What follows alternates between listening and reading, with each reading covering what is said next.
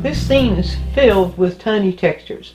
In the background, with all the grass, the blades, the seeds, so on, and within the bird itself, all the different kinds of feathers that are on the bird, filled with tiny textures. This is just to get the stage set, to get us going.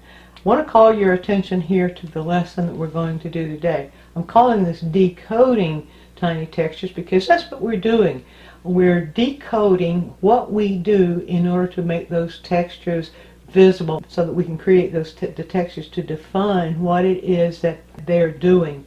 So we already have established here the dark that we see. We don't have to do that. What we're looking at there is that second value. This is one value. What's the second value? The second value is a very close value. And what we're seeing there is we're seeing some reflected light on top of the bird. So I want to start right in here before we get to that reflected light. Coming underneath the beak, what do we see? Coming underneath the beak, right in here, we see a shallow shadow. And we see, it's very, right in here, we see a movement that's very subtle, that's moving kind of downhill in those feathers. As it comes around the beak, right in here, we see it getting a little bit lighter.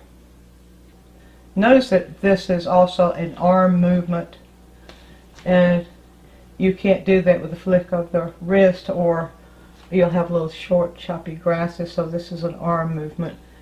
The entire lesson is about decoding tiny textures. It had lots of tiny textures in this scene, and we discovered that the way we decode those is by the degree of value contrast, which is really kind of a tedious thing. We have to sometimes search around for it, but we can always find it. Not only the value contrast, but the direction in which the brush moves, and whether the light part of those two values that are contrasting, whether the light part overlaps the dark or the dark overlaps the light. All that plays into it, but mostly the thing that we were most concerned about throughout was the degree of value contrast.